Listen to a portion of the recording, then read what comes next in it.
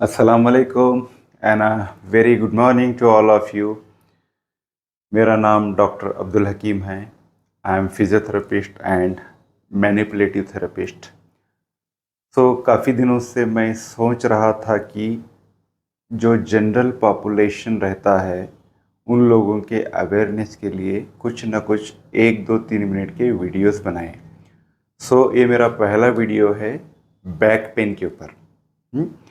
तो back pain होता क्या है, इसको पहले समझने से पहले ये बैक में जो जो स्ट्रक्चर्स आते हैं उसको छोटा मोटा इंट्रोडक्शन देके उसके बाद में बैक पेन की शुरुआत करता हूँ।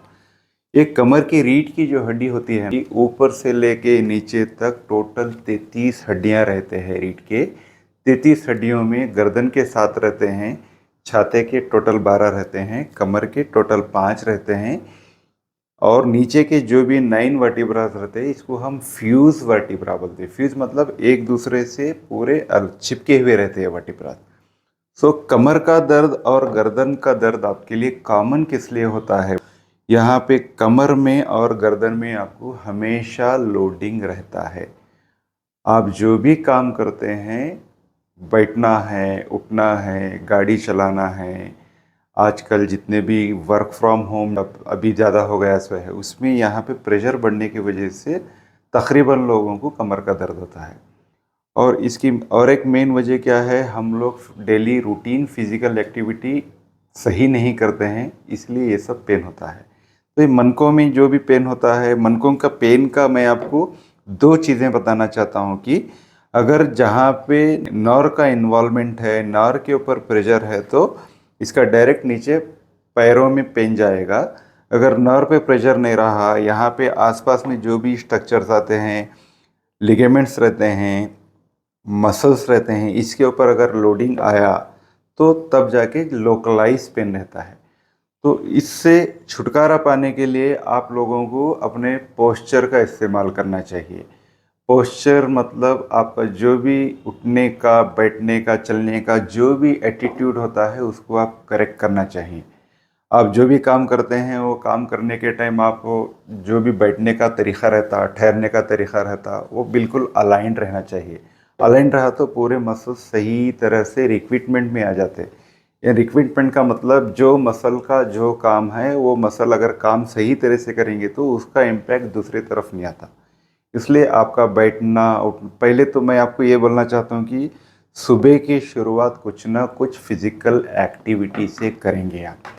फिज़िकल एक्टिविटी कुछ भी हो सकता, ईदर इट में बी स्विमिंग, कुछ ना कुछ स्पोर्टिंग एक्टिविटी, छोटा मोटा स्ट्रेचिंग का प्रोग्राम कर लीजिएगा।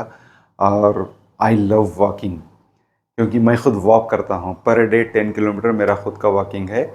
इसलिए मेरे जो भी मेरे क्लाइंट्स आते हैं सब लोगों को मैं इसी से शुरुआत करता हूँ कि वॉकिंग करना है।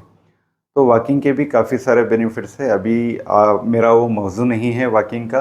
अभी फिलवक्त जो है बैक पेन के लिए मैं आपको बात कर रहा हूँ। वॉक करने से आपको होता क्या है, ये जो मनकों के बीच का जो डिस्क रहता है इसके ऊपर प्रेशर आता है वॉक करने की वजह से। उसको हम क्या बोलते हैं, कंप्रेसिव एंड रेरफैक्टिव इफेक्ट बोलते हैं। इसकी वजह से डिस्क का जो भी न्यूट्रिशन सप्लाई है बराबर हो जाता।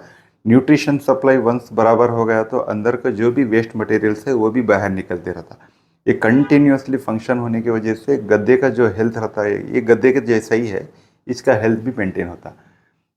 और ज़्यादा देर तक बैठना नहीं, आपको घंटा 2 घंटे 3 घंटे कंटिन्यूसली बैठे तो प्रेशर ज़्यादा आता।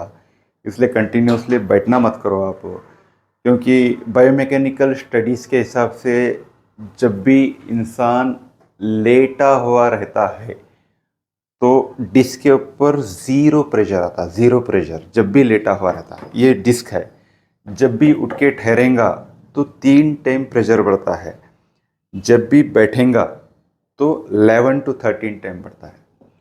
तो काफ़ी सारे लोग कन्फ्यूज़न में रहते हैं, सर मैं तो कुछ काम ही नहीं करता सिर्फ बैठता हूँ। अरे भाई, वो बैठे की तो मेन कल्प्रिट है। जब आप ज़्यादा बैठेंगे तभी जाके वो पेन हो गया सो है। बैठना कम करो, सेडेंट्री लाइफस्टाइल कम कीजिएगा, अपने आप को एक्टिव रखिएगा, ज़्यादा से ज़्यादा हाइड्रेशन मेंटेन कीजिएगा, उसके साथ न्यूट्रिशन मेंटेन कीजिएगा।